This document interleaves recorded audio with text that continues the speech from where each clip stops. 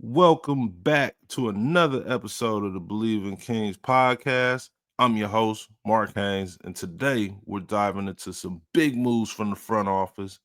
Scott Perry, the GM, is already making his presence felt, trading to get back into the first round of the NBA draft.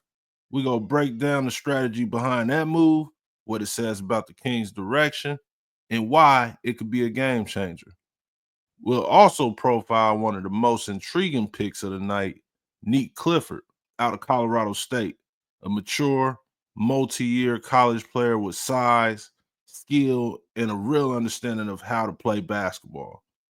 I'll tell you why he reminds me of guys like Jalen Williams and Trey Murphy III, and why this pick might be more important than people realize. We talking all that and more on this episode of the Bleav In Kings podcast. General Manager Scott Perry came in with a purpose, and his first move as Kings GM set the tone. In a deal that many thought was unlikely without giving up major assets, he managed to trade back into the first round using just a protected 2027 first round pick. That's a win in my book. With that pick, the Kings landed Nique Clifford, a 6'6" guard/forward out of Colorado State. And I really like this pickup. Clifford is coming off a monster year where he averaged 18.9 points, 9.6 rebounds, 4.4 assists, and 1.2 steals per game. Shot 49.6% from the field and nearly 38% from the three. He played over 35 minutes a game and delivered every single night. And get this, he was the only player in the entire country last season to average at least 18 points, 9 rebounds, and 4 assists per game. That shows his versatility, his production, and you got to be a mature player to be able to put those type of numbers up. I'm just saying. It's the kind of this pick is the kind of under the radar pick that could pay off big down the line. He had a high floor and possibly a higher ceiling than people realize. Scott Perry didn't waste any time with his first move in the books. I think it's a good one. I actually love the idea of drafting Nique Clifford at his idol. You know, his idol is Kobe Bryant. It's a jersey number. They got him at the 24th pick. You know what I'm saying? I love it. I love how all that sounds. I know this isn't the flashiest pick in the draft, but let me explain. You know what I mean? I'm gonna break it down why I like it. First off, I always had a thing for players who stayed in college for a few years. Guys who took time to develop their game, grow into their bodies, and really learn how to play basketball the right way. Nique Clifford checks all those boxes. He's 6'6", athletic, could defend, rebound, and he plays within himself. And while I'm not saying he's going to come in the league and do exactly what Jalen Williams or Trey Murphy III did, there are some real similarities in terms of profile. Jalen just helped OKC win a championship, first one in franchise history, and Trey Murphy quietly averaged over 20 points this past season for the New Orleans Pelicans. Both of those guys stayed in the school longer. I think both of them did 3 years. They had mature games coming into the league, and now they're producing at a high level. Clifford might not have the same offensive firepower out the gate, but he's got the tools. He understands team basketball. He's a plug and play kind of guy. And most importantly, he knows how to contribute to winning. That matters for a Kings team looking to get back to the postseason. I think a player like Nique can really, really help them get where they want to go. You know, it doesn't mean he's going to be a star, but this guy's definitely not a scrub. This could be one of those picks we look back on in a year or two and be like, yeah, they got a real one right here.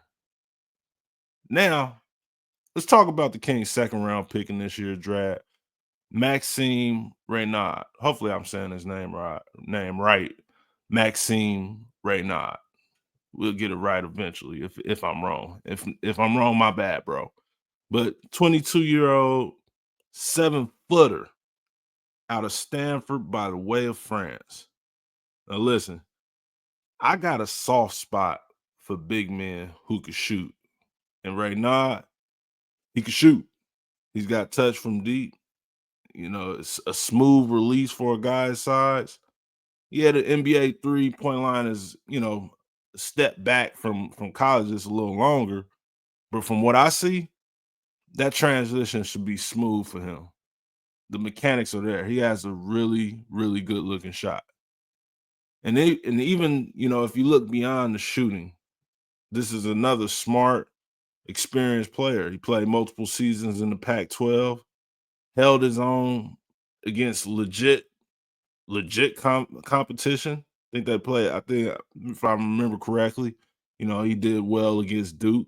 You know, I don't need to explain who all play for Duke, but he's gotten better every single year in college, and that's something that Scott Perry on the Drive guys with Whitey Gleason and Kyle Draper. That's what he talked about.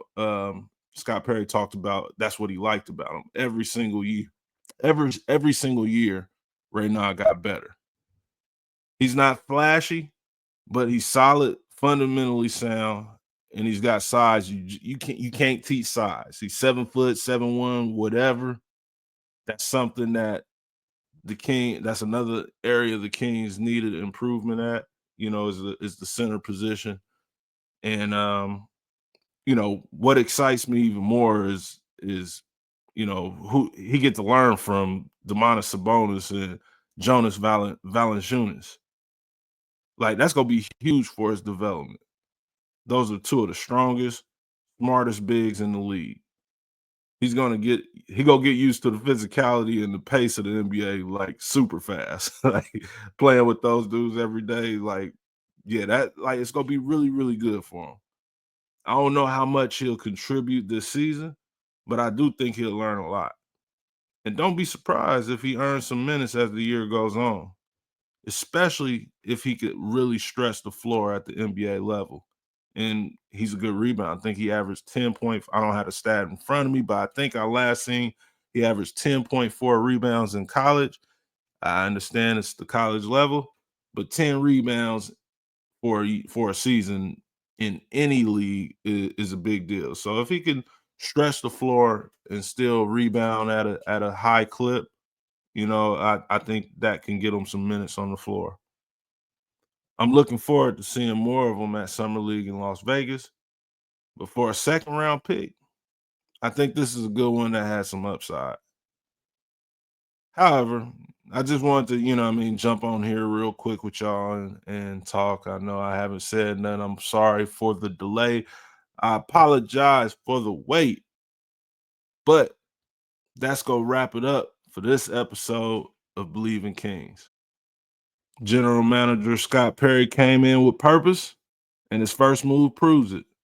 Trading back into the first round without giving up core pieces and landing a guy like Nique Clifford, that's the kind of forward-thinking move Kings fans should be excited about. He got size, skill, and maturity to contribute early. And being around veterans like Sabonis, DeRozan, and Levine, if those guys are still on the team, will only help him adjust to the league faster. I'm looking forward to watching him in the summer league. I can't wait. The summer league can't come here. It can't get here quick enough. Yeah, I'm juiced. This is probably one of my more when it comes to the summer league. I think this might be the most exciting summer league for me. It has nothing to do with the players and the names, but Sacramento Kings, new GM. They got a new rookie that's coming into an interesting situation with the Sacramento Kings. And both of them actually, I think, like I said, I think both of them have the opportunity to play and impact this team. And I'm just looking forward to seeing how they play against professional competition, and seeing them for a few games in summer league. Excuse me, before getting into the real deal. Like we go when the summer league starts, I'll start breaking down. I'll make sure I give you an episode each day I'm there, each game I see. And but yeah, that's a wrap for this. I ain't gonna keep rambling on. If you enjoyed the show, be sure to like, follow, and subscribe, and tap in with a comment if you might. You know what I'm saying? I don't care if it's a good comment or bad comment. Let me know, man. Just show love, support the channel. Don't forget to check out the closers, where we talk about NBA basketball from coast to coast with no filter, and the Three in the Paint podcast, where we always keep it real and everything in between. I'm Mark Haynes. Thanks for rocking with your boy. And as always, we out. Peace.